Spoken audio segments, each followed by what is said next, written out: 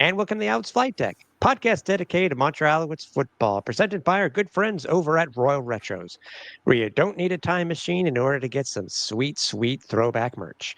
Head over to royalretros.com, use the code FlightDeck at checkout, and you will save 10% off your entire order. I'm Tim Capper. You can find me on X or Blue Sky over at Repact. That's REPPACT. And I'm Cliffy D. You can also find me on X and on Blue Sky over at Cliffy D.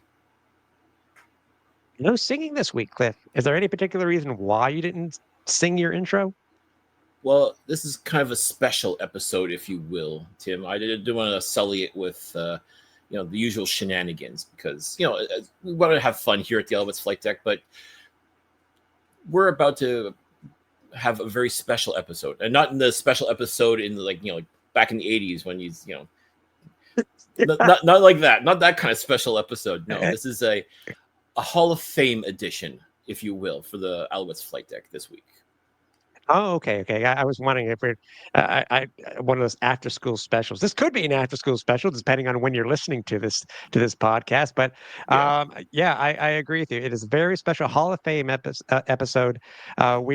We're going to be talking to one of the inductees for the Canadian Football Hall of Fame this year, and it is a gentleman that, if you have been an Alouettes fan ever since the beginning of the team coming back in '97, you will know this name very well, considering how long his career was in Montreal, Cliff.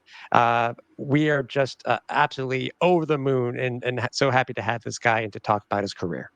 Oh, absolutely. And yes, played his entire career for the Montreal Alouettes, helped them win not one, but two Grey Cup championships, and has transitioned into a very successful coaching career after his playing days were done. So we are very excited to share this gentleman's story, basically from start to finish.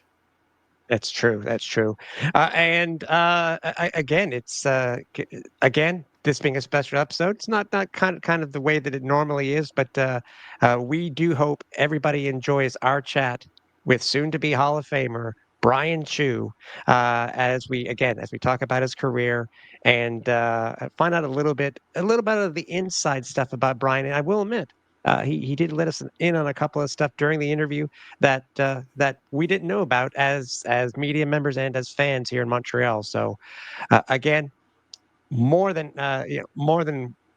we can't wait. We cannot wait. So without further ado, let's get to speaking with Hall of Famer Bryan Chiu. It is Hall of Fame week in the Canadian Football League, and we are so excited to be joined by a new member of the Canadian Football Hall of Fame. Alouettes fans this year are blessed to have several members of the Hall of Fame being inducted that have a bit of an Alouettes flavor, but none more so than this particular individual joining us this evening. We are joined by a legendary member of the offensive line here in Montreal, a two-time Grey Cup winner with the Montreal Alouettes, and a man who played his entire career in the 5-1-4. Ladies and gentlemen, we welcome Bryan Chiu to the Alouettes Flight Deck. Bryan, welcome to the Flight Deck. Thank you guys so much for having me. I'm beyond excited about all of this.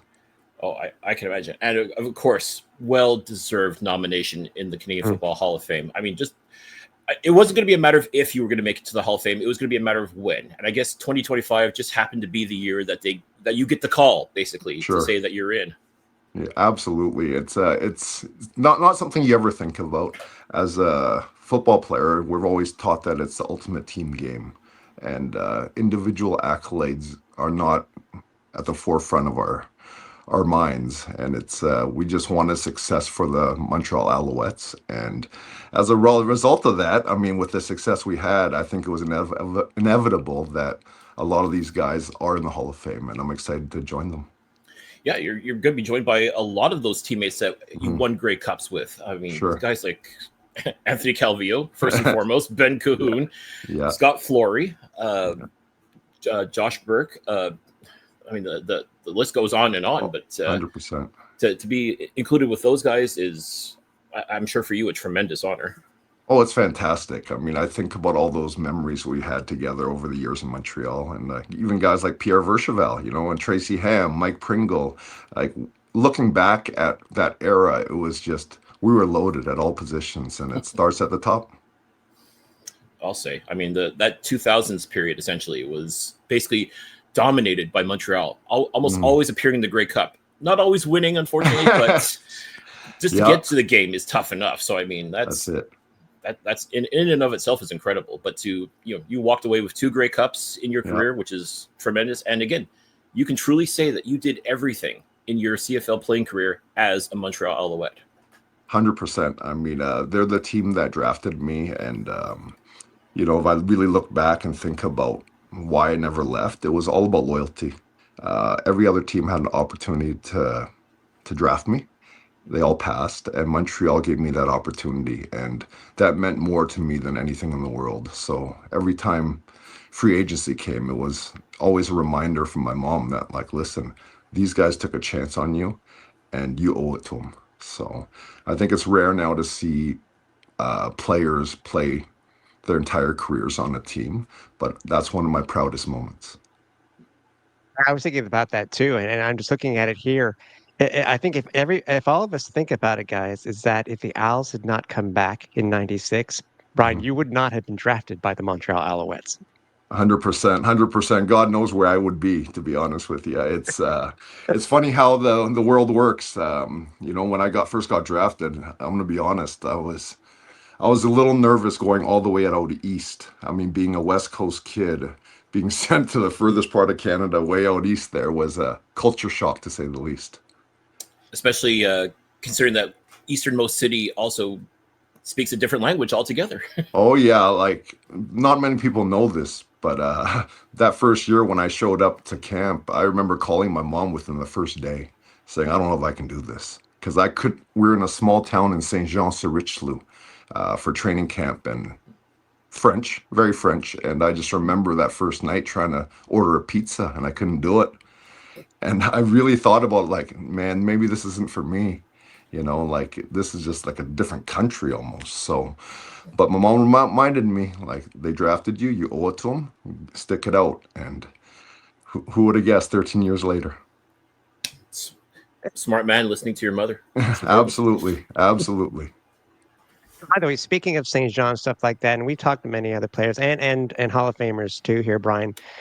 To you now, being now knowing what you have done throughout your career and being an Alouette your entire career, for those future players that may be drafted by the Alouettes like you were so many years ago, how important is it for them to even just pick up just a slight bit of French? Because as we've seen for the Alouettes nation, it doesn't matter where you're from, as long as you try, that's all that they care about. That's exactly it. I mean, those are the best fans in the CFL. And I'm honestly not being biased. They loved us and they were part of our family. And like you said, Tim, it's as long as you try. Sometimes my accent's terrible or I misspeak certain words, and they're friendly and they're welcoming. And that's what I love about it. It allowed me the ability to go out there and not be scared to say the wrong things. As they say, a little goes a long way. Even just a bonjour or That's merci right. once in a That's while right. That's makes right. And all I the mean, difference. I wish I would know more French, but in the football world, I mean, it's English, right? So the only interactions I got in French were when I was out in the public. Yeah, and it's I'm looking at it here. As I said, you started off in Saint Jean. The Alouettes came back that first year. Hmm. Obviously, the to me and Alouettes Nation know that the ownership situation was kind of Yeah. really didn't hit its peak until '97 when the Wetmans came in. Yep. But for you, what was it? What was it like coming in and playing in your first, being a pro for the very first time? Was it how was it getting used to camp? How was it getting used to the? I guess at that time it was maybe been 2 days, maybe been three. I don't Yeah. remember what it was back in '96. But what was it like being coming out of college and being playing and being a pro for the very first time? Well, let me just backtrack a little bit. I got drafted in 1996. I had no clue at the time that the CFL draft was even on. That was in 1996, and I got a phone call from Jim Pop at the time saying, "Oh, we drafted you," and I was absolutely in shock.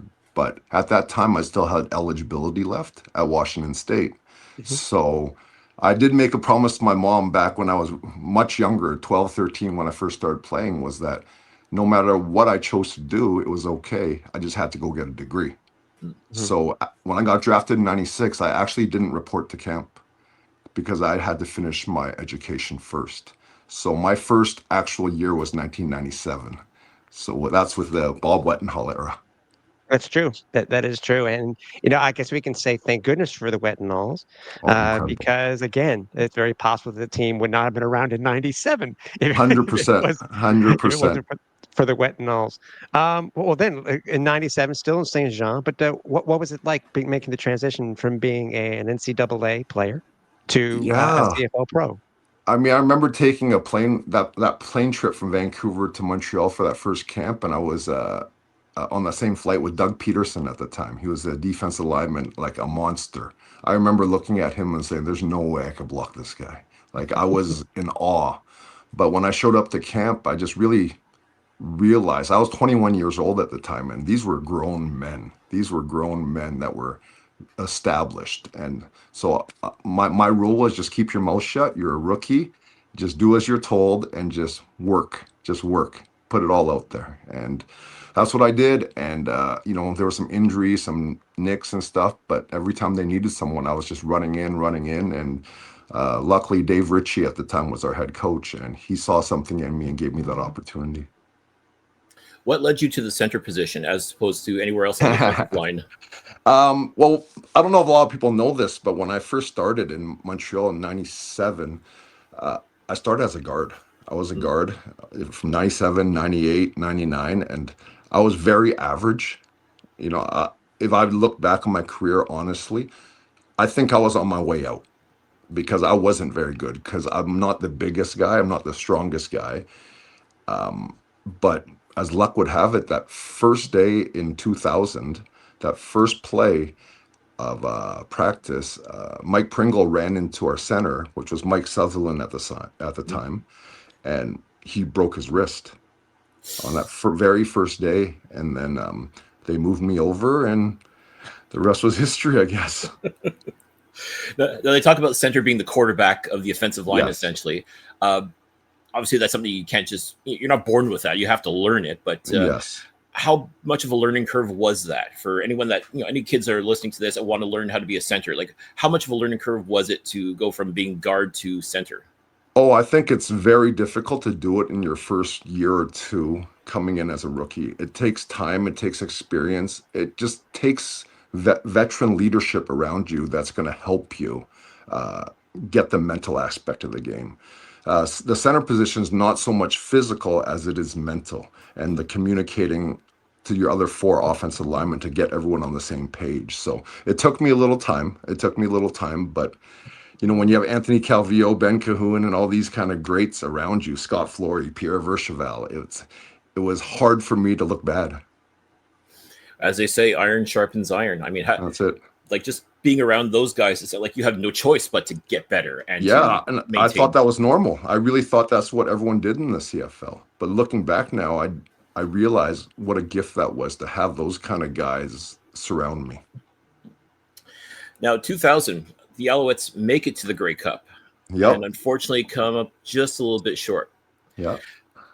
At that point, are you thinking to yourself, is it going to be this easy to get to the Grey Cup? Is it still very much a grind? What were your thoughts going into that first Grey Cup game? I think if I look back on it now, I think we were just happy to get there. We're Mm. happy to get there because we had lost some tough games in 97 and 98 with like Doug Flutie and those guys. And just to get there, I think we kind of took the gas off a bit, and we were just content. So that loss hurt. That loss really hurt because more than just losing the Grey Cup, we lost to a team with a losing record. Mm. And on top of that, that was my hometown team, which was the BC Lions. So that one stung. That one stung quite a bit. And, you just never know if you're going to get back. You never know if you're going to get back. So you just knew that, okay, I'm still young enough. We still have our core together. Let's focus and keep grinding. Well, you did get back, thankfully, and it only some people never get back to the Grey Cup, but you That's it. did 2 years later. Yes. And playing for a head coach like Don Matthews. You still got AC as your quarterback, and so many weapons on that team, including one Jermaine Copeland, who was also going to the Hall of Fame this year. Right. Tell us about that Grey Cup experience. I mean, that's your first opportunity. You know what it's like to lose a Grey Cup, but now you're about to find out what it's like to win a Grey Cup. That one was a lot of fun, that game, because we were playing Edmonton. And we were playing Edmonton in Edmonton. And Don Matthews had just gotten fired from Edmonton the year before and came to Montreal. But what I think the biggest difference that year was Don Matthews. He brought a level of confidence and swagger to our team that it was okay to be confident. Because, I mean, you guys have done the work. So he really mentally got us ready. So it was just focused, and we're just going to get to work. And that Grey Cup was ugly because it was like a skating rink out there. It was just icy. It was just, we could barely get our footing. But at the same time, I think about, what I really think about is the Sylvain Girard touchdown. I think about Jermaine Copeland's 2 touchdowns. It's just, everything about that year was synchronized. How about the Pat Woodcock touchdown? 99 yards. Yeah, incredible. Oh my gosh, that was fantastic. I'll never forget it. I'll never forget the defense. They were bringing a cover 0 blitz, and AC knew he had to lay it up there, and he did. Now, do you remember the play call for that? I don't, but I remember it was the coverage, the defensive coverage. They were going to overload us and bring one more than we could block. So I just remember looking back at AC and saying, they're coming. So. But you were ready, so. We were all ready. We were all locked in. We had to get this one done because we hadn't won a Grey Cup since 1977, which was 25 years. That's a long time. A long time to go without a Grey Cup. It is. Yeah, that, and no team for 10 years, and so on and so on. So I mean, and then you win the cup. I mean, it's weird to ask this. I mean, we think we know what your first reaction is. I mean, what was it? Was the the clock hit 0?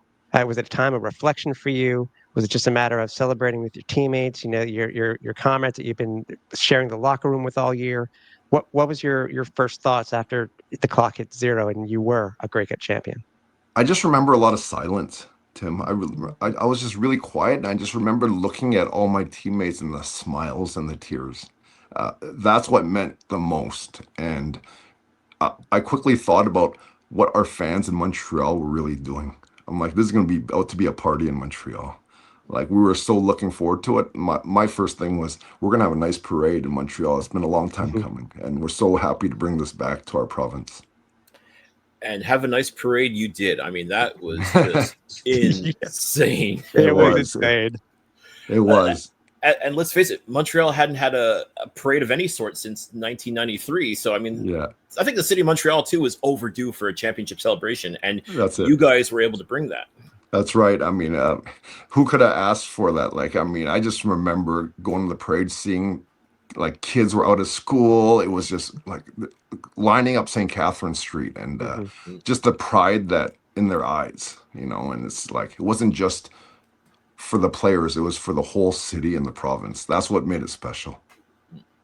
For sure. And then obviously, later on in the off season, I would imagine right before camp itself, you were gifted your Grey Cup ring. Tell us about the experience that you had with the whole ring ceremony that you had with your team. Oh, it was fantastic. I mean, that's what you really play for. That ring it symbolizes so much more. It symbolizes all the memories we had that year and what it took for us to get there. And at the time, back then, I was just thinking, okay, this is gonna be for my kids, right? Like, these rings are for my kids, and I just said, this is for my firstborn. That was it. That's awesome. It's funny. Anthony Calvillo had talked about how his Grey Cup rings were going to be for his family as well. And I actually joked with him last training camp because he had finally won a 4th Grey Cup ring. He talked about his wife and his 2 daughters getting a Grey Cup ring. So I said, so is this 4th Grey Cup ring yours? Like, finally? Like, No, actually, the kids are fighting over that one now. Like, That's it. That's exactly how it is. I have 3 kids. I have 3 kids myself, and I won 2 as a player. mhm. So I knew deep down I had to find another way to get another one. So luckily, I was the O-line coach in Ottawa when we won that Grey Cup. So I do have a ring for each one of my children. Well, there you go. So now back to the 2000s. I mean, Hmm. arguably the Alouettes were the dominant team. They were the I would even go so far as to say the model franchise for the Canadian Football League. And as you talked about with Don Matthews, that swagger, that Yep. sort of FU mentality, like we're better than everybody and we know it. Hmm. Like talk about in those years, like just being able to carry that. Man, if you really think back, you could write a book on that Don Matthews era. I mean, like I remember we had a music video. We did some crazy stuff. Like he had a song that was out there, and Yes. What time is it? yeah.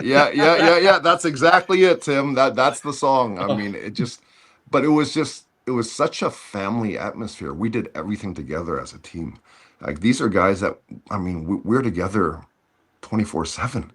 Like, I mean, people don't know, but like we all lived in the West Island, all the offensive linemen. We'd all take turns carpooling, and it's whether it's Paul Lambert, Scott Flory, Luke Fritz, we all just took turns and we'd all ride in together. We'd go back home together.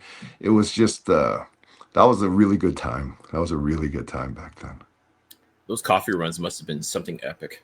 Oh geez. Oh my gosh. No, it was the fast food after practice. Jeez, it was bad.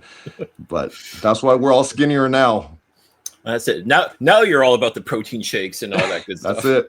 it. That's it.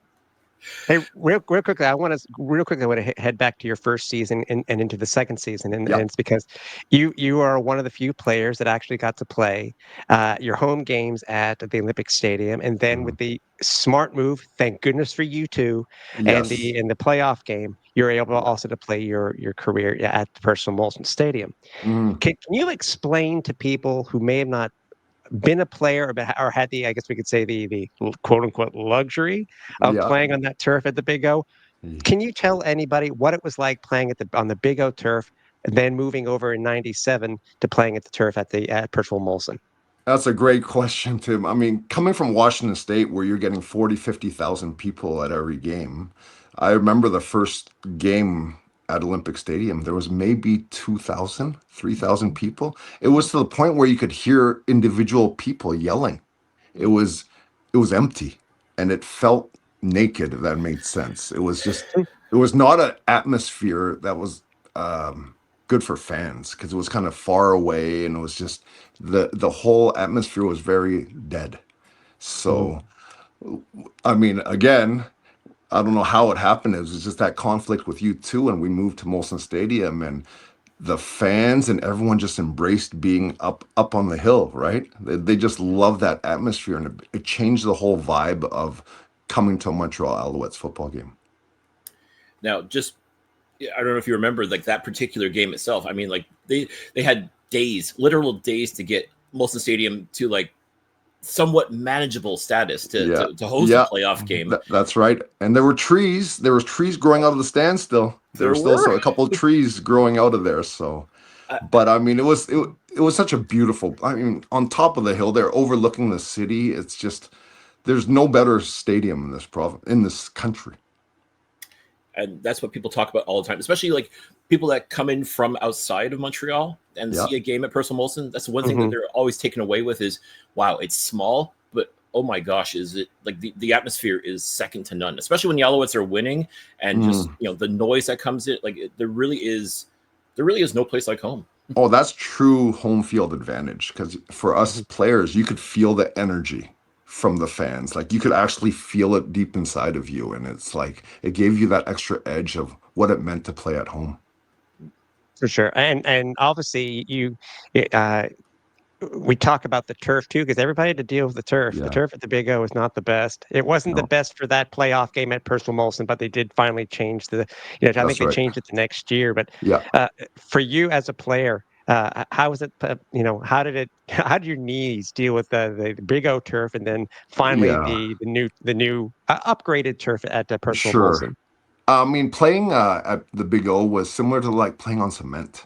Like when you landed hard. There was a lot of heavy impacts, so you would feel it for quite a few days after the game. Mhm. I mean, I'm sure I still have scars everywhere from my turf burns, right? But when you went to McGill and they put on that new turf, you could feel the extra padding. So our bodies thank God for that. Do you ever think if you had played on that turf sooner, you would have gotten just a couple more years out of the? Nah, you know what? I'm so happy. I'm so happy to walk away on my own terms. I think in professional sports in general, it's rare to be able to walk away when you're done. You know, it's a lot of people tend to hang on too long. And my big thing was to go out on top. And I don't want people to remember me being someone that's just hanging on and my talents have faded away. They always say you're better to leave a year too soon than a year too late. Yeah, So yeah. And I know they won the following year in Montreal, right? But it was still no regrets at that point. now, unfortunately, after that 2002 Grey Cup win, yes, the Alouettes did go back to the Grey Cup 3 times, and Hmm. unfortunately came up short. Of those 3 losses in 2003, 2005, and 2006, which one? I mean, I know they all sting, but which one stung the most? They all stung for different reasons, but the 2005 Grey Cup hurt. Mm. That one hurt. That was at BC Place. So we had that game won. And Ricky Ray on third down threw a corner route for a touchdown, and then they went to double overtime, and we lost Don't that get one me at home. started on that double overtime, Brian. Yeah, Do that one not get hurt me me. started. That one hurt me. That one was the tough one to get over because more than anything, like I'm playing in my hometown, and just hearing the jeers and just that was tough. That was tough. Not to mention the fact that the Montreal Alouettes, for whatever reason, Brian, just can't seem to win at BC Place, whether it's a regular season game or Grey Cup even. Yeah. Like, Yeah, no, you're right. You're right. I think I won one game there in my whole career. You know, it didn't happen often. It's the time change though. I swear by that. is it though? I mean, like, because I mean, I'm trying to give myself a reason. fair. I look at other teams, for example, like last year, for example, Hamilton and Toronto, who played in the same time zone as Montreal. They were able to go to BC Place and get the win, but I know. Montreal, for whatever reason, whether it's a heartbreaking loss or just getting your butt handed to you, the Alouettes just can't seem to find a way to win. Yeah, it's at tough. BC It's Place. tough. I mean, the organization tried everything. I got to give them props. I mean, we would go 2 days ahead. We go a week ahead just because we thought time zone. Let's get ready. But you're right. It still didn't make a difference at the end of the day. I mean, It was in our head. Is it revenge for BC for not drafting you, kind of thing? Like, No, you know what? I couldn't be more thankful for the way things worked out for me. I mean, it worked out good. Even during the time, obviously, when you're with Montreal, once you moved over to center, and it seemed, as Cliff was saying earlier, about how the Alouettes became, the franchise that you would want to become in the CFL. You guys made a hell of a name for yourself being, I think wasn't it you guys were the only all Canadian front line offensive line in the Yes. league at that time? Yes, we were, and I mean that goes to our GM at the time, Jim Pop, right? He saw things in us before we saw it in ourselves. I mean, he drafted, like, he took chances on all these guys, and he saw the talent. And what he knew more than most people is that if you keep these guys together, they can build the chemistry, and that's what he did. Like, I mean, I played beside Scott Flory for 12 years, right? Paul Lambert, Pierre Vercheveld. These guys Mhm. are mainstays. they are. And the one thing I could never understand with Jim Pop, he's a wizard when it comes to general manager, but there's something about him being a coach that just, I don't know what it is. It's pride or what have you. It's just, it doesn't translate. Like, you've been coached by him. Like, what can you tell us about Jim Pop as the coach versus Jim Pop, the general manager? I mean, no doubt he's an amazing general manager. As a coach, I think it's almost unfair for people to think that because he's stepping in to help the organization, and it's hard to, like, he's a manager. He manages coaches, right? And I think at the end of the day, it's more, I don't know how to word it, Cliff. I think it's more, he was doing what's best for us. He put us first, and even if it meant he was going to get some ridicule for being a bad head coach, I don't blame him because at the end of the day, players play. Mhm. That's fair. I mean, Yeah, I mean, coaches to a degree can only do so much, and That's it. ultimately it comes down to who they put out on the field. And like I said, you can come up with a great game plan, but if they can't execute, then Right. you can't completely blame the coaches for that. That's right. I I'm agree. sure you say, as a head coach now yourself, I'm sure that's that could be your go-to right now, right? Well, I mean, I go differently. What I say to our boys is, if we win the game, it's the players win the game. The coaches lose games. Coaches lose games. So Fall on the sword. Right? That's it. That's admirable. That's the only way. We got to think of it though this way too, Cliff. Is that with Bryan as a player, he kind of had an out. It's all coach's fault. Had nothing to do with us. That's fair too. I was just told to block the guy. That's all I had to do. That's or it. hike the ball to AC, which easy enough because you put the ball in AC's hands and magic happens. 100%, 100%. It's hard to look bad when you have a guy like that as a quarterback, right? The confidence that we all felt knowing that we have AC, we have Ben Cahoon. Like, geez, it doesn't get better than that. And that's it as part of that 2000s era. And I guess maybe because it meant, inadvertently I was trying to put it on my mind, but there was also 2008, the Grey Cup in Montreal. That one hurt. That one hurt. See, I think, the 2005 one definitely stung, but imagine like the potential for the storybook ending, so to speak, for a lot of these guys in 2008 with Mark Trestman coming in as head coach, his first year there, after years of dominance by the Montreal Alouettes, to maintain that level of, I won't say top tier football, but I mean, there's a certain level that you guys had to maintain, and Trestman and company were able to help you with that. Yeah, he brought in a whole nother energy. He brought in a whole different type of energy where it was about relationships. It was being interconnected, and it was really true.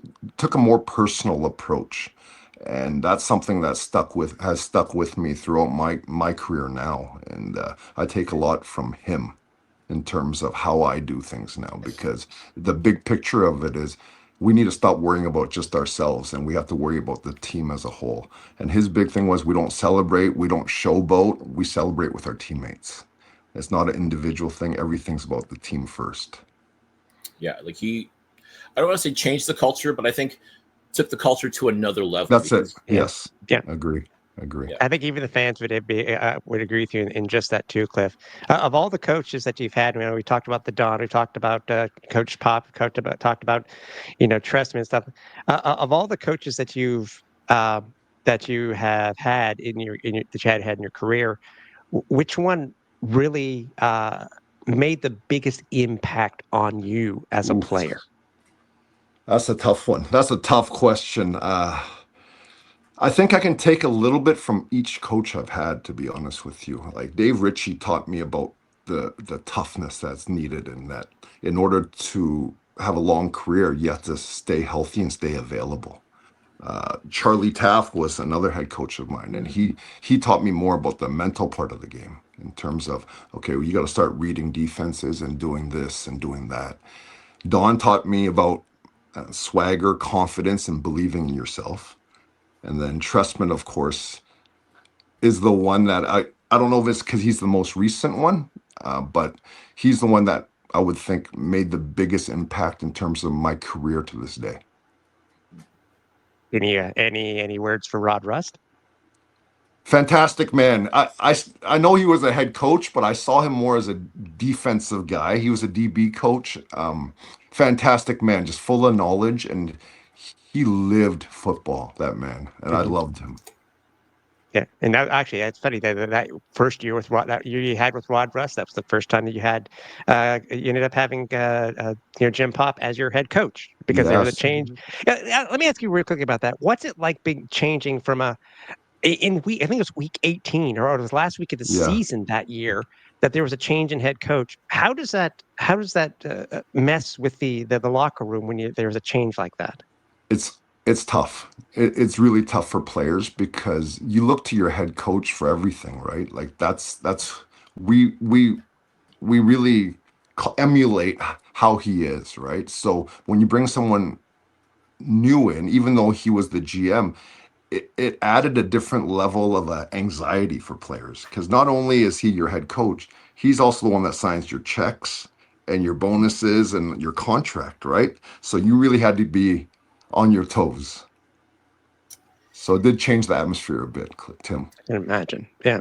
Yeah, just a completely different dynamic altogether versus someone whose job is strictly just to Right. make you play football. That's it. That's it. That's exactly it. The, all the Grey Cups that you played in, Brian, in that city, that the last one was in Montreal. How did that one in Montreal differ from any of the others, whether you won or lost? Because obviously with the one in Montreal, you got to sleep at home. You didn't have to Yeah. worry about staying in a hotel, getting on a plane and being there an X amount of days prior so you could do all the league stuff.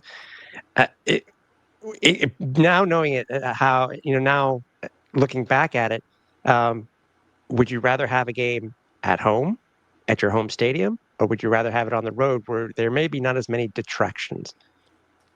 I, I would rather have the game at home, but what I would like to do is have our players stay in a hotel. That's what I would like because just hearing from some of my former teammates, it's like when you're at home, it's great because the comfort of home, but you're also doing like responsibilities, whether it's the kids or there's so many different little things that need to happen. Whereas as a player, all you're thinking about is the Grey Cup, so it becomes a distraction.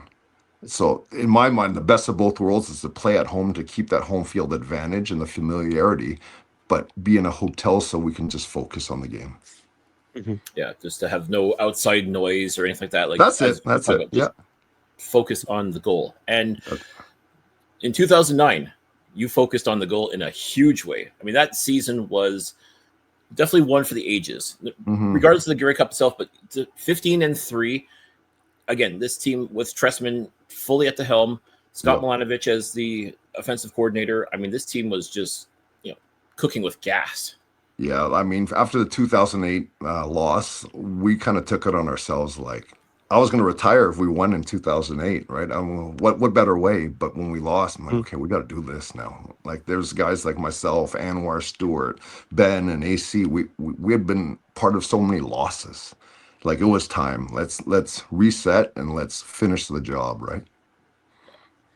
And that Grey Cup still gets argued to this day as arguably one of the greatest Grey Cup games of all time.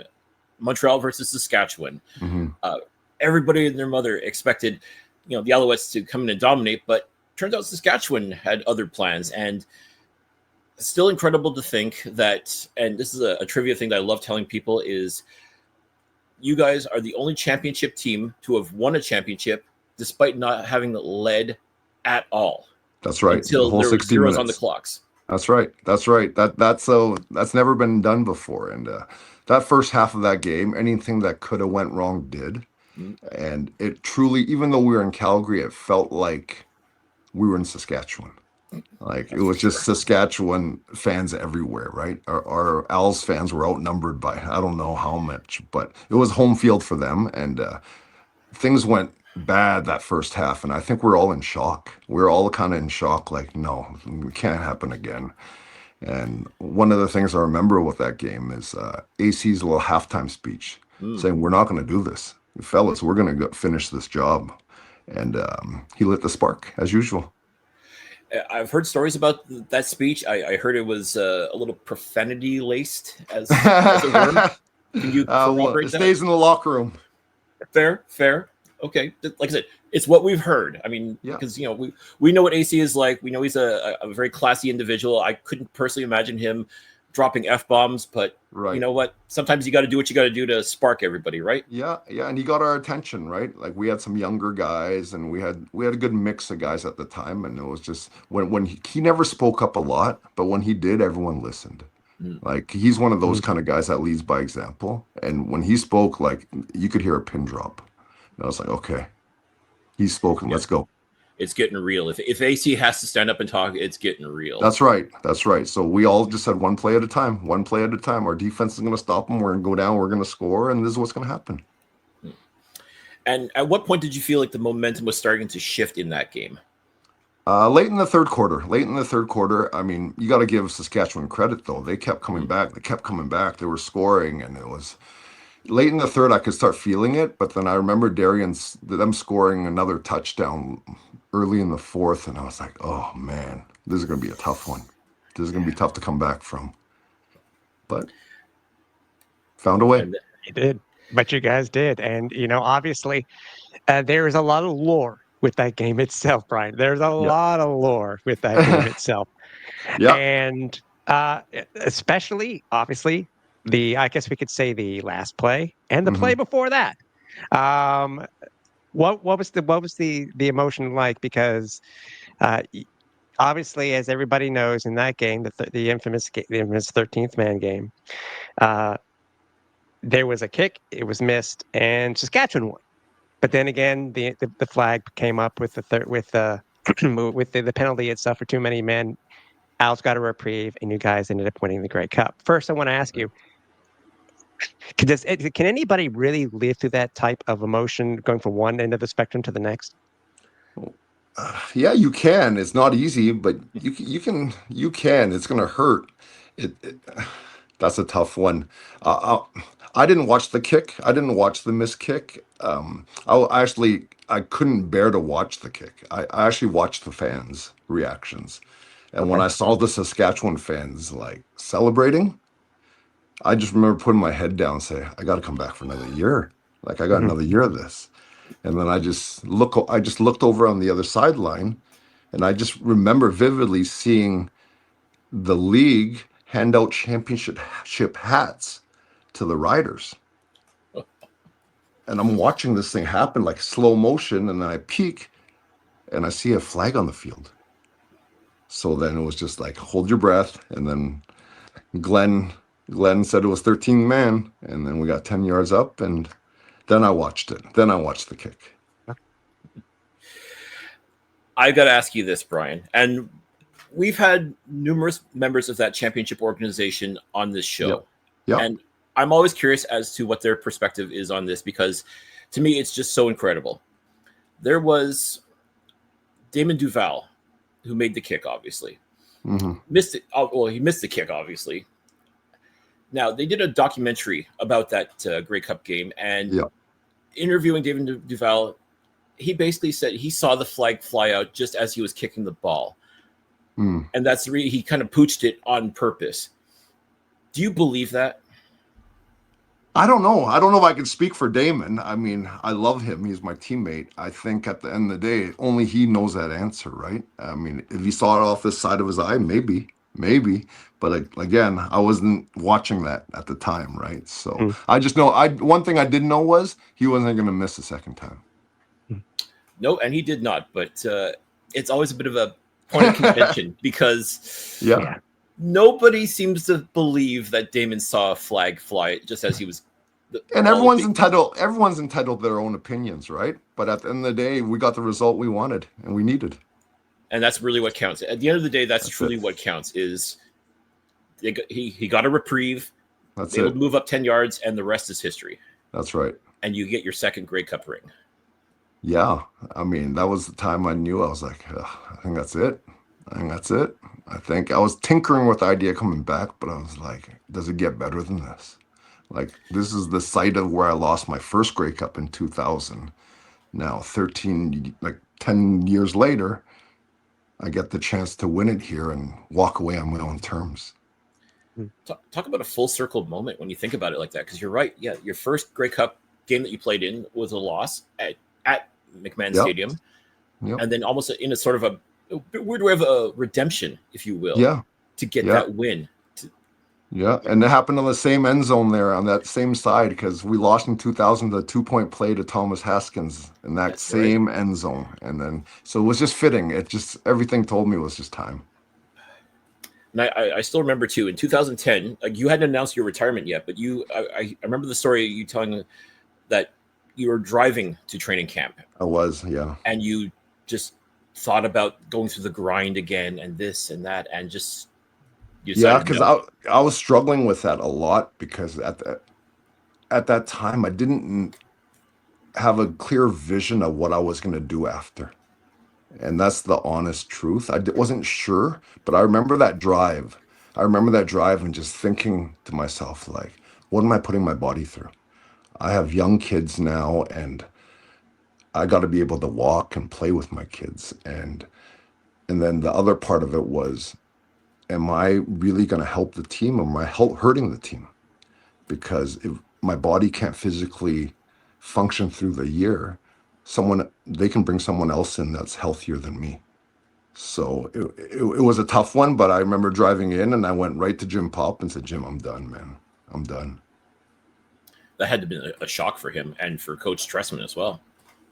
Yeah, I think Mark had an idea of it. I remember having some conversations with him regarding that, but I think it is a shock, and it bothered me that I left it so last minute to announce that retirement, to put them in a bind. But I had to do what was right for me, and I didn't know at the time. So that drive really just told me it was time. I mean, it gave Paul Lambert a chance to take over your position, which again, you left some pretty big shoes to fill, but he managed to do so. And also Luc Brodeur-Jourdain, a young man at the time, he too basically kind of like how you took over. Yeah, at the center position, he was basically forced to take over. And sorry for that. He ended up with a Hall of Fame worthy career as well. I'm sure it's just gonna be a matter of time before he gets his call. Yeah, I mean, a lot of people don't know this, but that the year I retired, Paul had gotten hurt middle of the season. He gotten hurt, and I got a phone call from Tressman about possibly coming back. Oh, and I thought about it. At the time, I'd taken a job at Concordia, as coaching at Concordia, and I was thinking. I really thought about it, but I said, "What if I go back and we lose? Like, then I didn't get to walk away as a champion the way I wanted to, and I didn't want to be one of those guys that announces your retirement and then goes back. Because the one thing I have is my word. When I say I'm done, I got to be done." Your word is your bond. That's it. That's fair. That's Mind you, though, I mean, you would have had 3 Grey Cup rings at that point. Yeah, hindsight, right? Hindsight's an amazing thing. And I was working with Sportsnet at the time too, so I was there at the Grey Cup, and I remember coming down on the field and just so proud of the boys. Like, I had not one regret in the world about what if. No what ifs. No, that's fair. And again, no one's going to dispute the Hall of Fame career that you had, in your time in Montreal. I think, as you said, you walked away at the right time, even maybe at the time you thought, well, could I maybe get one more ring? But you got to listen to your body. You got to listen to how you feel inside as well. Yeah, it came to the point, guys, where like my 13th season there, I practiced maybe once a week, if that. I might have practiced once a week, because I was after every game I was draining my knees because it'd be filled with fluid and that kind of stuff. So it became like this is my health, my long-term health. I got to really look at this and make that my priority now. Was there ever a point when you started having knee issues that it almost caused you to end your career prematurely? Well, not for me, maybe the organization, but for me personally, like, I was going to keep playing. I mean, there's been times where, I can get a scope in my knee and play 5-6 days later, right? At the time, because in your mind, you just you can't let the team down. So you got to do what you got to do, right? Yeah. Looking back at Ascendia, the 2 Grey Cups, the day that you were given, if they think they did it, they still do it to these days, where you get the Grey Cup for a day. Yeah. What did you do those 2 years that you got? It was Bryan Chiu's Grey Cup for the day. That's a good one. That's a great one. I had family over, and I still have some pictures somewhere of me sleeping with it. I was spooning it in bed. I had it everywhere. I put my kids in it. It was more just to share it with my kids. That was the most important thing. No eating cereal out of it or anything like that? No, I know where that cup's been. No. Yeah. It was funny that in 2023, when the Alouettes won it, I think the day after just after the parade, they went to a restaurant and they filled it with poutine and were eating out of it. I'm like, I hope they sanitized it first. So do I. And it's funny because at the locker room event in December, Tim and I, we both got to hold the Grey Cup and take pictures with it and everything like that. And I kind of did this photo where it's like just about to kiss the Grey Cup, and like just my lips were so close, but like, Oh, I don't know if you like. Believe me, I know where this cup's been. I ain't. Yeah, I ain't it's touched been this. everywhere. It's been everywhere. God, if that thing could talk, the stories it could tell. Oh, 100%. Bryan, you in your career with the Owls, you are in a very unique group. You played with the Alouettes. You played a grand total of 218 games with the organization. You are fourth all time on the list behind AC, Scott Flory, and Ben Cahoon. Hmm. When somebody tells you played 218 pro football games in your career, what does it make you think about? I'm crazy. I'm crazy. No one would have guessed. I didn't guess that.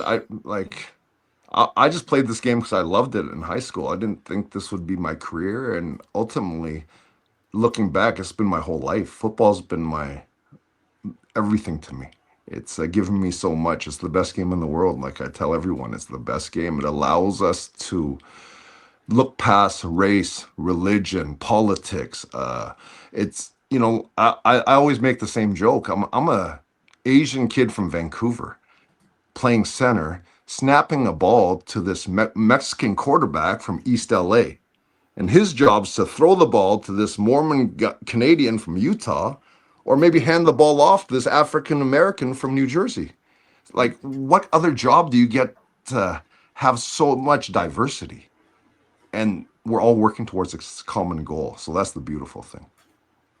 And you're all representing a province where English is not the predominant language. That's right. And I mean, but the thing is, the province of Quebec, they adopted us like one of their own. That's what made it feel so special. We were always included in everything.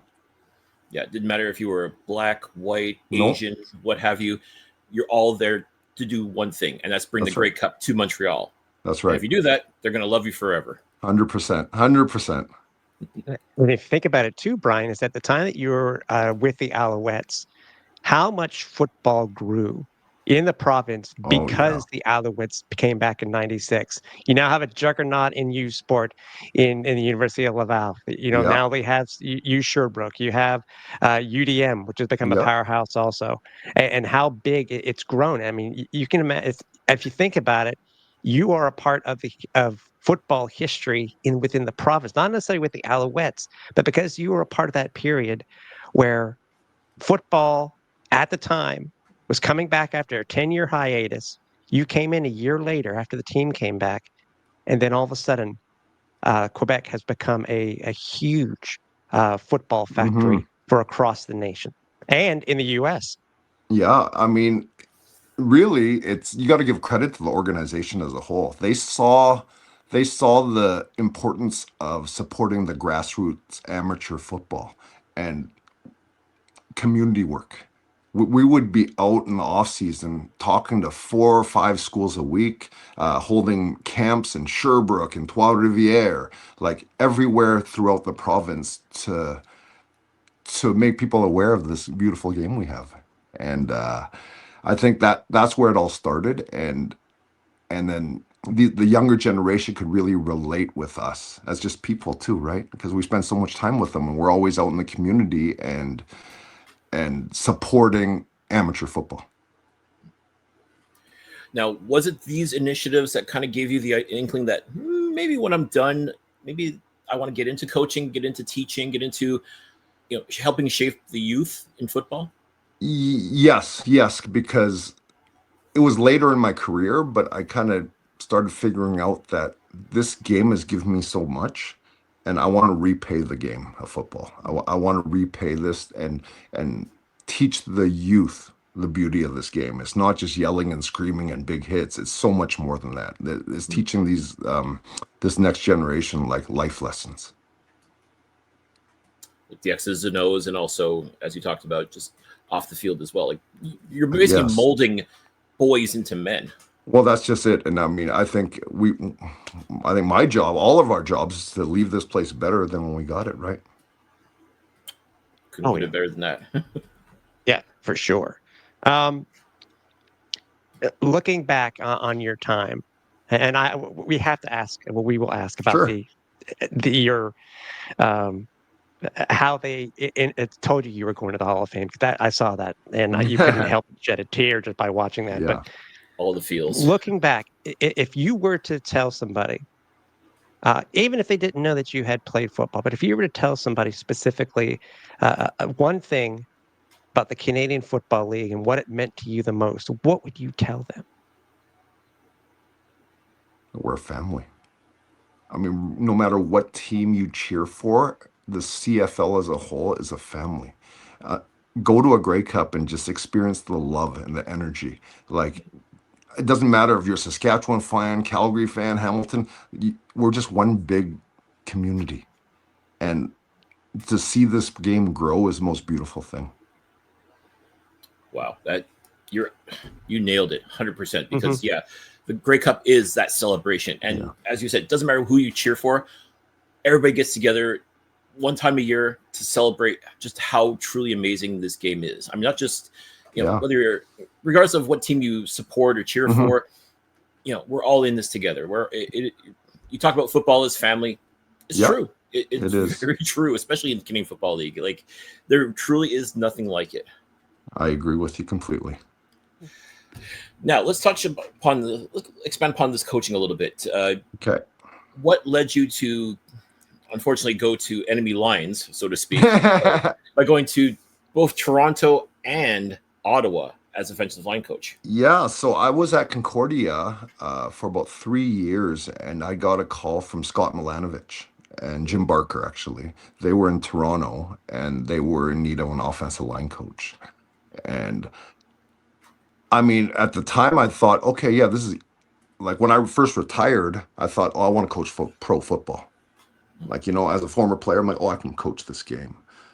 But looking at it, I studied it more and saying, no, the right thing to do is go down to college and learn properly so that you're ready to go to the next level. So when Scott called, I took a little trip with them to Florida for minicamp and just to see if I liked it or not. And then I just got the feeling back that it was time. So I went with Scott and Jim, and we had a good year there. Jason Moss was there at the time. And right after that, at that season, Jason Moss got a job in Ottawa as the offense coordinator. And then he called me and I said, okay, I'm going to come because that's only an hour from Montreal. So then I went to Ottawa, spent 3 years there, and got my third Grey Cup ring.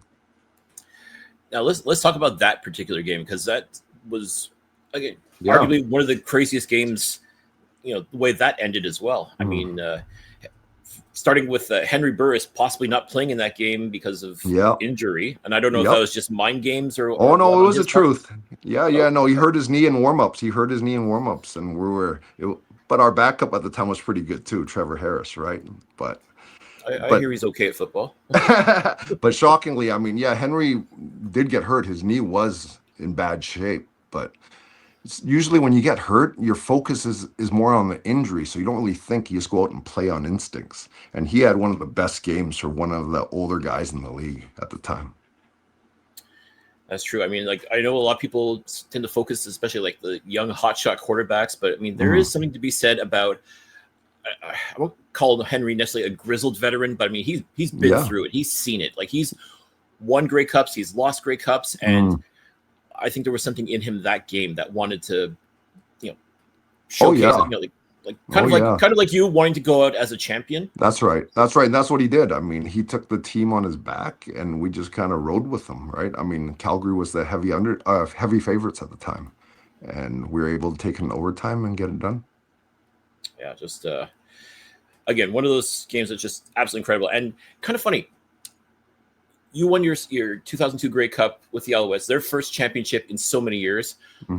You're with the Ottawa Red Blacks in 2016 and helping bring that city their first championship in, I think it was 40 years or something like that. Yeah. You just seem to have a knack for helping teams break that, I don't know. I can't say that. Every 7 years, it worked out that way. 2002, 2009, 2016. It just worked out. It's weird math, but taking the Grey Cup to Ottawa is very special, but different than in Montreal. In Montreal, as a player, you felt like that was really a part of you. As a coach in Ottawa, it was a little bit different, the energy. Different good, different bad. Just different because as a coach, you're not really as involved in the game itself, right? Like you're not playing in the game. Whereas as a player, you kind of own that more. That's fair. That's fair. It is. But still, that Grey Cup ring looks pretty good on your finger, doesn't it? Yeah, well, it goes to my youngest now, so I was just happy to get 3. Yeah, that's it. But again, your name's on the trophy, though, not theirs. That I was is. about to say, your name's on the trophy. Yeah. That's it. They can look at that in 100 years. See, and that's something they'll never take away from you. They can take your That's rings, it. but they can't take away That's that right. engraving right. on the trophy. That's it. So now, Vancouver College, Fighting Irish. Mm-hmm. What brought you home? Like truly home when you think about it. I mean, I'm sure you still consider Montreal home in a sense, but I mean, as a Vancouver kid, you truly home now. So, well, I mean, what the biggest thing that I don't talk about a lot is I took a job with the BC Lions as the offensive line coach. We had a really bad start to the year, and then I got fired, and that was a tough moment for me because I had never been cut or released or anything in football. So this is the first time I actually got fired from something and told that I'm not good enough at something. So at that, I remember that feeling vividly. I wasn't mad at anyone. I own it because I know as a coach, you get hired to get fired. Eventually, someone's got to get fired. And it was a pivotal time in my life when I got fired that day. I had a choice. I was either going to just sit still and just collect my paycheck for the next 2 years, or I was going to make a change. And I got a phone call from the head coach at Vancouver College saying, we have an opening. And I thought about it for about half an hour, and I was like, there's no time like the present. I mean, there's a reason for this. When one door closes, another opens, and I jumped at that chance, and that was my old high school. That's where it all started for me, right? And then the head coach at the time ended up leaving in 2021, 2 years later, and I took over in 2022. Well, you're just all about the full circle moments. Yeah, I am. So, I mean, now the next logical step, of course, would be for you to come back to Montreal and be offensive line coach. But I think I'm done. Luke is doing a fantastic job there. I mean, Luke is amazing there. I think my calling is at this level because I know I make the most impact on these kids now. More than just the X's and O's, it's the relationships, it's the bonding, it's the just supporting them in anything they need, right? And then trying to help them avoid pitfalls that I might have had in my past. Yeah. No, that's it. As I said, you're molding boys into men. Like that is, that's a service that very few people can do and do very well. So that's again a credit to, I guess, how you were coached, how you were, how this game has molded you. Yes. And now you get to take that and use it to mold others as well. 100%. And I mean, that's my greatest joy. That's the biggest reward for me is seeing these boys and the smiles on their faces when they're on the field. And if you think about it too, hey, Cliff, is that, so we were talking before we started the interview, is that it's kind of a mirror moment also for Bryan because he was with a juggernaut playing with the Alouettes. Many people may not know that he currently coaches a juggernaut in football. Very fortunate. We're very fortunate here. Like I was telling you guys earlier, last week was our first loss in 4 years. So it was, but I think there's something positive about that too.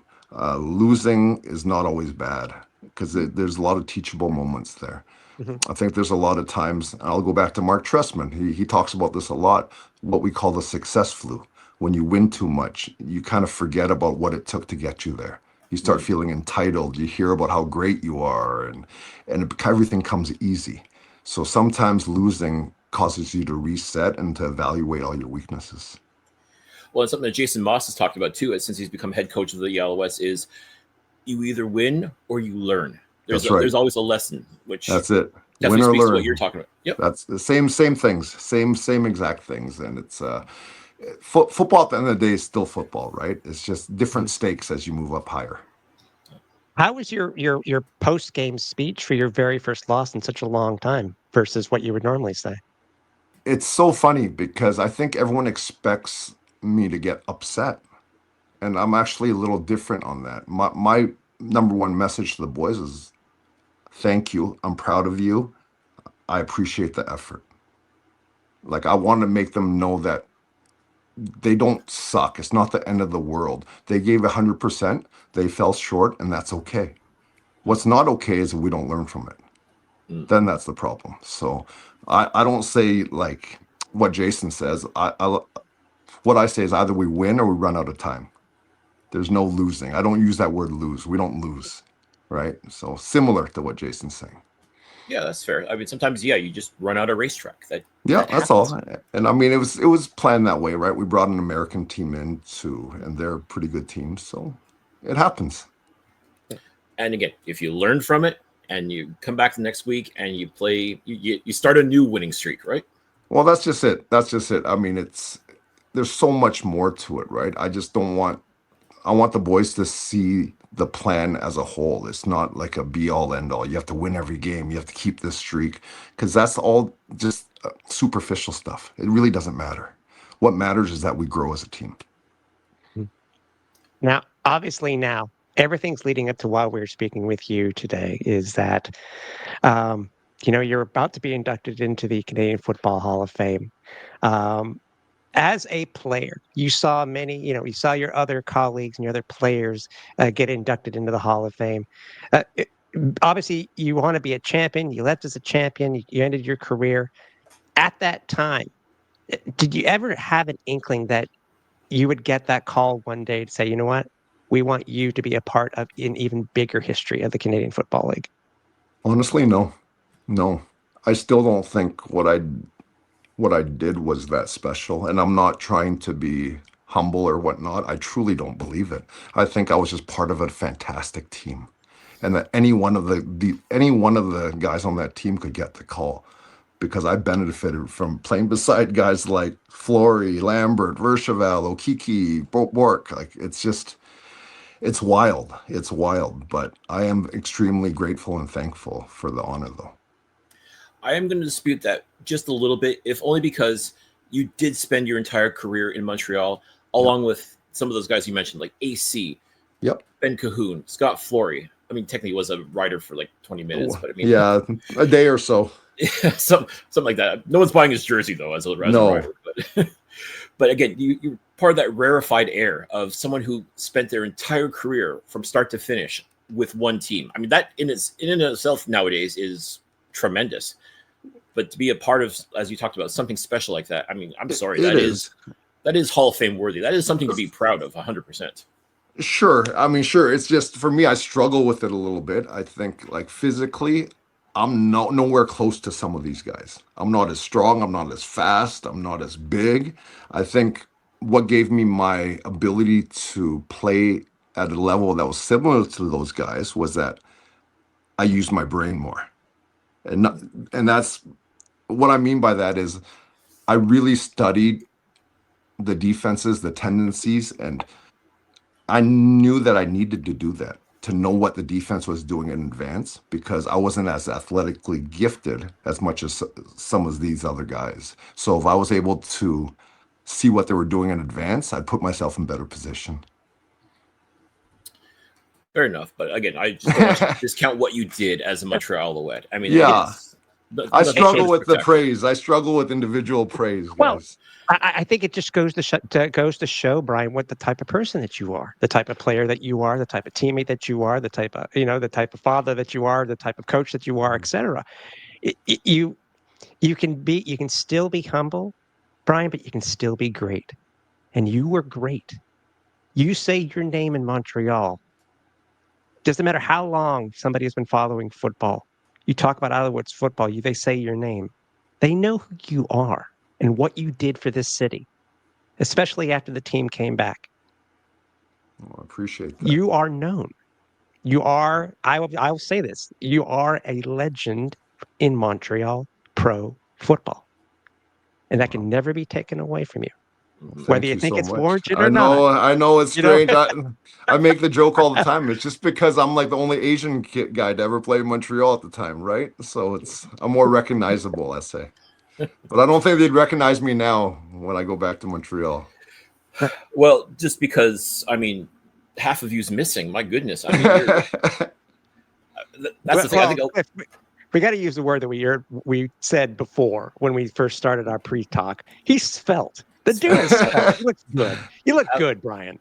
I appreciate absolutely. it. It's a lot of work. It's a lot of work to change your eating habits and exercise daily. But again, like I was telling you guys, it's important to live what I preach to the boys, right? Being healthy and taking care of your body and all that stuff. So I want to be a living example to them.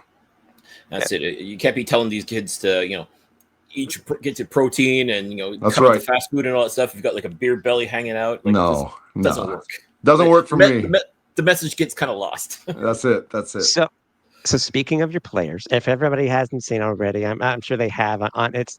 I don't want to say you were tricked or you were duped, but I was. how you were told that you were going to be inducted into the Canadian Pro Football Hall of Fame was epic. I will admit. What was? Can you give us a little bit of the backstory on what you were told, and then all of a sudden it wasn't actually what it was, what you thought it was Yeah, going to be? I mean, it was everything about it was kind of just funny because the day that it happened was April 1st.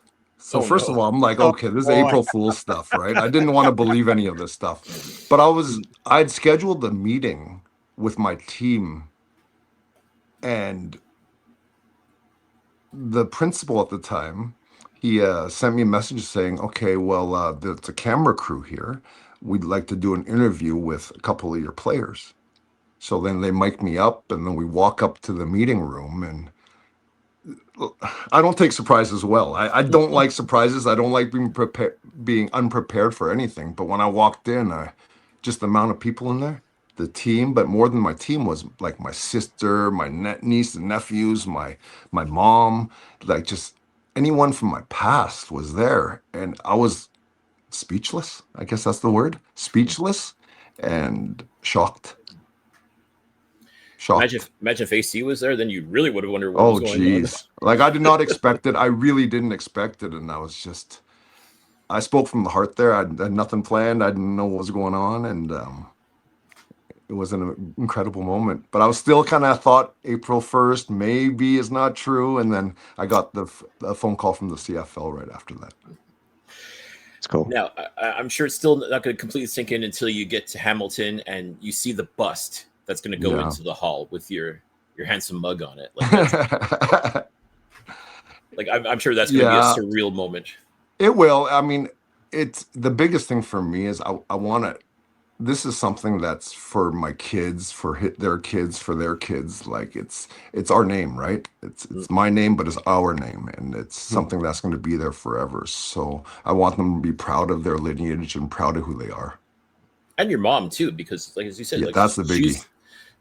No. Is she coming to Hamilton with you? Oh yes, 100%. She's my everything, right? She's my mom, my dad, everything put together. She's my hero, and she's the reason why I am actually there. I'm not accepting this for me.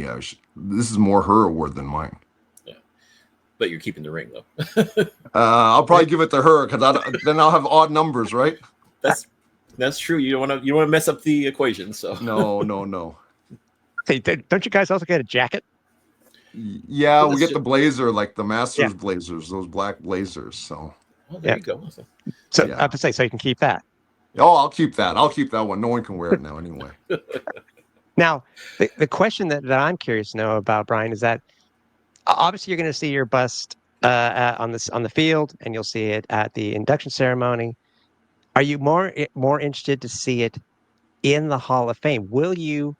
I don't know what the schedules, and I don't know what they do. Will they be placing your bust in the Hall of Fame before you leave, or will you have to come back and see it among the greats? That's a pretty good question. I'm assuming I'd have to come back, but I'm not sure. I'm actually not sure. I know we have a bunch of photo sessions and whatnot, portraits, but it'll be interesting seeing it. I hear it doesn't really look like the person, but we'll see. I think it depends. I think, and again, it's got to be surreal to look at yourself so to speak. It's not like yeah. not like looking in a mirror, but like you kind of are in a sense. But at the same time, it's like Yeah. not 100%. It's a little weird, but I mean, I also think they should be making the bust of what I look like back when I was playing, because like Mhm. it's gonna look like me now, which is nothing like what I looked like when I was playing, right? Yeah, that's. I agree. Like it's like like for example, like at Percival Molson Stadium, I see like the new Alouettes jerseys or the Yes. newish Alouettes jersey. People have like Ben Cahoon and Anthony Calvillo on the back, Right, and right. I'm not opposed to it per se, but at the same time, it's still a little weird because they didn't Yeah. actually play in those jerseys. That's like true. I get honoring them, and yes, it's a safe bet because they're never going to be traded or signed Right. elsewhere. But Right. at the same time, they didn't quite wear that particular jersey. Oh yeah. Yeah, you're right. I agree with you. I think if anything, I think the good thing Brian can look forward to is that SJ Green's bust did look like it was pretty close. It Yeah, really that did look one. like it had his dread, had his braids, stuff Yeah. like that. So I'm in today's day of technology and AI, Brian, you would Yeah. have thought that they would have been able to get, come up with the Yeah. look of what you're looking back then. I That's mean, true. I don't 3D know. Well, we're rendering gonna or find something. out. We'll find out in a few days, though. That's it. That's Yep. it. Another thing I wanted to ask you about number Yeah. 68. You wore that your entire career. For whatever reason, the Alouettes didn't quite retire it. And I know it's kind of Yep. a touchy subject when it comes to retired numbers because Yep. football, there's so many people that play the game. There's Sure. so many numbers on the team. Like you really can't retire every single number. But Agree. I know so many people, so many fans are disappointed the Alouettes never retired your number because they retired AC, they retired Ben's number, but not yours. Like you were one of the few, I said, very few players who have played your entire career in Montreal, yet other people have worn and are currently wearing number 68. And that's okay. That's okay. I completely understand. I don't take any, like when I started playing this game, that's the last thing I'm thinking about is getting my jersey retired. That really has no bearing on my career as a whole. I'm just appreciative of the opportunity that Montreal gave me to play the game and to keep me around for 13 years. So I'm more thankful about that than anything. If anyone else wants to wear the number, go right ahead. It does not bother me at all. Well, you'll be happy to know, and I don't know if you watched the football game last night with against Saskatchewan. Of course. The gentleman who currently is wearing number 68 scored a touchdown. I mean, Yep. O-line touchdown. I mean, a thick That's six. rare. I wish I would have scored a touchdown in my life, but I've never scored one. I was going to say, like, I know, like, some players were lucky enough on the offensive line to be able to have scored a touchdown, but that's the one thing I guess that kind of escaped you in your career was not being able to actually. Well, I've never caught a pass. I've never ran with the ball, but I'm still luckier than the rest of the offensive linemen. At least I got to touch the ball every play, right? True. But even just like last night, like just the fall forward onto the ball. I mean, It's cool. It's cool. Yeah, absolutely. I think any old lineman wants that, right? But ultimately, it was as long as the team had success, we're good. We're good. By the way, So, Cliff, you were talking about his number, by the way, of 68. As we've seen with many of the greats that have come through Montreal, I think AC had one, Ben Cahoon had a different one, SJ had a different one. Did you have another number besides 68, Brian, originally assigned to you in camp? No. No. I got 68 No? because I was number 68 in college at Washington State, and then when I came to Montreal, it was just a number. It just worked out well. Well, worked out extremely well as far as I'm concerned. So Yeah. So it's just I don't know. And at least now you know the as I said, the player who has it now is, I think, doing it justice for you. So you can take solace in that. And the Owls win, so that's always a good day when they win. I was happy last night watching them win.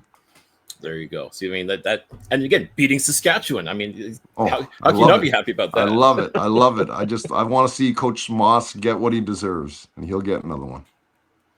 No, there's no question in my mind. I think the way this team is built right now, and I'm glad that you're still keeping tabs on the team, which is another question I was going to ask if you were still. Man, I'm an Alouette through and through. I can't root for anyone else but Montreal. I mean, I can't, except when I was coaching the other teams, obviously. But other than that, as a fan, that's where my heart is. Yeah, no, there you go, and I think that's what Alouettes Nation wants to hear is that okay, yeah, you were with the other teams, but deep down you You got the red, white, and blue. Obviously, yes, 100%. Under his Ottawa red black shirt, coach's shirt he was wearing an Alouettes one, he'd be just like Superman. I love it. I'm guessing, whether it be this year or next, I'm hoping that I'm sure that the Alouettes are going to give you, and I'm sure Cope is your escalades, and I can tell you this, that if when they do announce this, because the Owls have done a very good job when it comes to giving the accolades to their former players, and especially the ones that have made the Hall of Fame, Bryan, that it will be an absolute pleasure to come and shake your hand and to congratulate you, because this is well deserved, my friend. It really is, Bryan. It's as I said before, you are a Montreal legend in Montreal pro football, and it'll mean the world to me just to come up and shake your hand and to congratulate you. Thank you so much, Tim. I'll be seeing you in a few weeks. Oh, there you go. I mean, like I said, again, the Alouettes just know how to salute their heroes of the past. So I'm glad to know that we'll be seeing you very soon. So you will. You will. Before we let you go, though, again, when you look back at this career of yours, and we've talked about it quite a bit. I mean, the impact that you've left in Montreal, even though you don't seem to be 100% on that, but you definitely did leave an impact. Like, what do you think? When you think back on your career as Montreal Alouette, what do you hope to be remembered for, above all else? I want to be remembered as someone that was kind, that always took time to talk to people, and that someone that valued the fans and the support that we had. I really felt embraced in that city, and I just want people to realize that as much as I got, I was able to give too. Wow. Couldn't put it better myself. That is tremendous. Wow. Bryan, this was an absolute adventure. This was incredible. I mean, what a career. I mean, and this coming Friday, you're going to be immortalized in the Hall of Fame. I know you don't believe it, but it really will happen. Yeah, even though we got the announcement on April's Fool's Day, I promise you it's really real. So, again, before we let you go, are you still on social media? Are you still paying attention to that, or are you just kind of more focused now on just getting these kids right? I struggle with social media. I don't do much social media stuff because I choose to live my experiences. I don't worry about what other people say or posting stuff. I just want to be focused on the now and the present, right? So I'm just getting the boys ready for their upcoming game on Friday, and then I'm on my way Thursday morning. That's it. Just working all the way to the end. That is do it. A testament to your character, 100%. Thank you so much. I appreciate you. All right, Bryan, once again, thank you so much for joining us here on the Alouettes Flight Deck. We appreciate you. We're looking forward to seeing you in a couple of weeks in Montreal to properly give you your flowers and let everybody at Percival Molson Stadium salute you for truly a Hall of Fame career. Thank you so much, Cliff. Thank you, Tim. I appreciate your time, guys.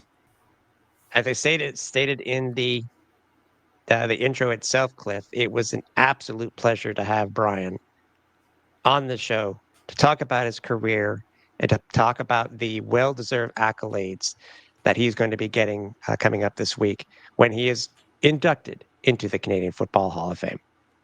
Absolutely. And we've been blessed, Tim, to be able to talk with a lot of Hall of Famers on this podcast. And every single one has shared incredible stories, and just getting that perspective from them.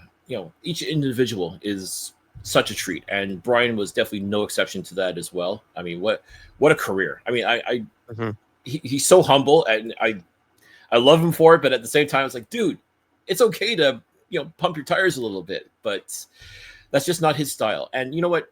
There's something nice about that as well. I mean, just that you think of like football players, and especially successful football players like him. How do they carry themselves? And it's obvious from day one, Bryan has carried himself with a quiet, humble dignity. Just, show up, do your job, go home, repeat, win championships. I mean, he's done it all in this league. And, this Hall of Fame nomination, as I said to him, it wasn't a matter of if he was going to get into the Hall of Fame. It was when. And as it turns out, 2025 is the year where Bryan Chiu becomes truly a Hall of Famer in the Canadian Football League. So, once again, congratulations to Bryan for such a monumental career, such a monumental achievement getting into the Hall of Fame. We are so thankful that he was able to join us to talk about his career. I don't know how he felt truly about talking to us about that. Like, you can just tell he was happy to share his story, but at the same time, like, why are you guys talking to me? Like, I'm not that special. I'm like, no, Bryan, you really are that special. So once again, thank you so much for joining us here on the Alouettes Flight Deck. We appreciate you, and we're just excited to see you continue on, and doing what you do best, which right now is helping to shape young men into football players. Hopefully one day we'll be the next Bryan Chiu that comes to Montreal and helps steady this offensive line. You never know. That's the beauty of football, is you just never know. And what a treat. What a treat it was to talk to him. So thank you again, Bryan, for joining us. We appreciate you coming on tonight. 100%, 100%. And I hope that, usually with all these, these talks, Cliff, that we have, whether it be with former players, upcoming Hall of Famers or current Hall of Famers, I know there's always something that we always take something away from this interview, from these different interviews that we do. And I will admit, just kind of agreeing with you, just to see how somebody who is just so humble, it's basically just brush off the fact that, he is he's a legend in Montreal, as I said to him during the interview, Yeah. and it's something that people won't forget. People won't forget the name Bryan Chiu, and I was being very sincere when I told him that, because I think it's really true. Yeah, I A mean, guy who spent his entire career here. Come on. that's it. I mean, let's be honest. Very few people can truly say they have spent their entire career with one team, and especially with that one team being the Montreal Alouettes. I mean, you're talking about guys like Anthony Calvillo, Ben Cahoon, uh, John Bowman, Scott Flory, and now Bryan Chiu. I mean, like, that is, again, truly some rarefied air when you think about it. Oh yeah, for sure. No, I completely agree with you. Yes, I just want to do that. If you are listening to this on the audio version, we actually are inviting you to listen and actually watch this time around over on the YouTube version, over on our YouTube page, over at Alouettes Flight Deck, because there's a little bit more. As I said, I think you get a little bit more. I'm sure you can get a lot with just listening to the interview itself, but I think watching this one, especially with it being this type of special episode, or we do hope that you actually do head over to our YouTube page and listen to it. And same thing, while you're there, go ahead and hit the like button, subscribe, so you'll know that when these type of special episodes come out, our regular episodes come out, or when Flight Deck Live does go live, you'll know almost immediately, and you'll be able to join in and join the show. Absolutely. And as we said, like, however you consume the Alouettes Flight Deck, make sure you're subscribed, make sure you're following, make sure you're with us. As we keep talking about, we want you to be part of the flight crew, and it's for reasons like this. When we have a Bryan Chiu type person on the show to be able to share their story, we want you there. We want you to get it right away. We don't want you to struggle with it or anything like that. And if you're subscribed, you're following, however it is that you do on social media, however you're locked into the podcast, you will get to hear this without any interruption, without any fail.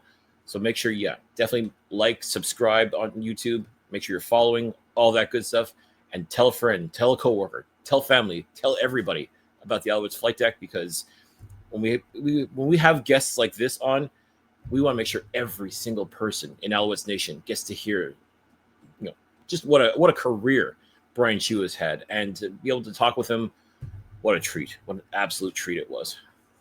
100%. And whether you're consuming us on other parts of social media, it's on X or Blue Sky, that's over at Alouettes FL Deck, or over on Facebook, and that's over at Alouettes Flight Deck Pod, and Alouettes Flight Deck also over on Instagram. And if you happen to be listening to us, whether it be on Spotify or somewhere else, you can check out the entire history of the Alouettes Flight Deck podcast by heading over to www.alouettesflightdeck.ca. And again, want to thank our presenting sponsor, Royal Retros. If you go to royalretros.com and use the code FlightDeck at checkout, you will save 10% off your entire order. So again, we don't in the 10 years, 10 seasons, I'm still doing it, that we have been doing the show. We've had very few special shows. We've had a couple throughout our entire broadcast history, but it's always fun to bring you guys a special episode like this that doesn't happen to follow the normal norms. But again, we hope you've enjoyed it, and obviously there's more to come, and we hope you're there to listen to it. Absolutely. We keep talking about how there are still so many stories we need to share. There's still so many people that we want to talk to and have on the show to share their story as well.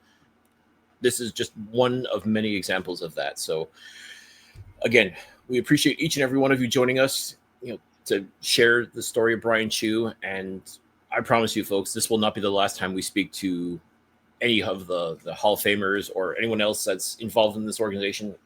We keep saying it. There's just so much still to share. And it begs, again, it bears repeating. We want you to be a part of this. We want you subscribed. We want you following. We want you to do all that stuff so that you do get these interviews. You get to see them, get to hear them, everything. We want you to experience everything about the Alouettes Flightdeck. So, again, make sure you're on board with us. Exactly. So we will see you for the next. We will see, or you can listen to us, for the next episode. So for the last time here at the Alouettes Flight Deck, for Cliffy D, I'm Tim Capper. We're on Final Approach.